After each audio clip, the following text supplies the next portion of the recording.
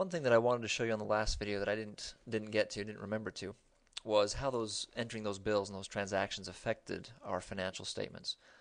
So I've got them over here. Our profit and loss. First of all, we're showing a loss right now of $500. There's only one transaction that affects this. If I double click that, we come to this bill. We can see this $500 here that was expensed right away. That's what's showing up here in our profit and loss. So the question then is, where's the rest of this? Where's the factory overhead? If you've kept up, you know it's on the balance sheet. Factory overhead right here. Double click that. We see our $500 from our glue seller, from that bill, and then there's the other $1,000 from that electric bill. What we're going to talk about now is one more thing that affects, well, right now it's going to affect the balance sheet.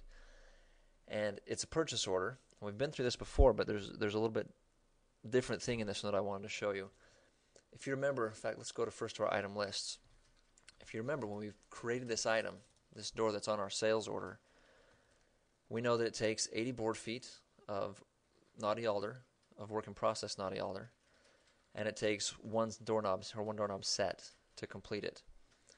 Now we don't have any doorknobs in stock right now, so that's what we're going to buy. The reason this is different, if I go here to doorknob seller, is if you recall, the doorknob is what we're going to buy, is not raw material. The doorknob is already in work in process. And the reason for that is we're buying it for a specific customer.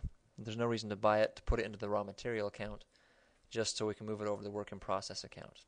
Now this is assuming that all the doorknobs that we buy are for specific customers. If you have an item that sometimes is a raw material that you keep in stock and sometimes you buy it for specific customers, you do want to keep two separate items for that, like we did with the wood.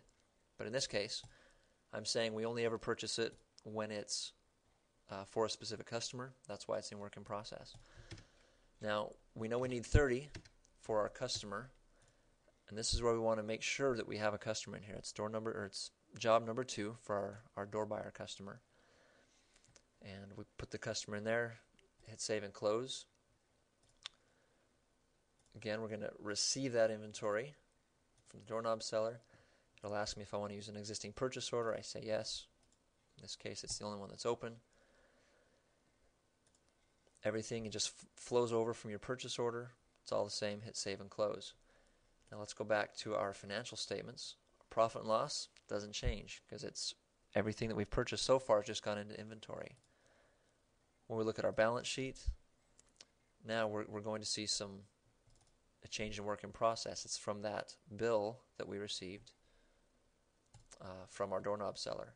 Now we can double click this and get a full list. Here's all our inventory accounts that we have items in: raw material, work in process, and factory overhead. And we can see how these changes have affected each one.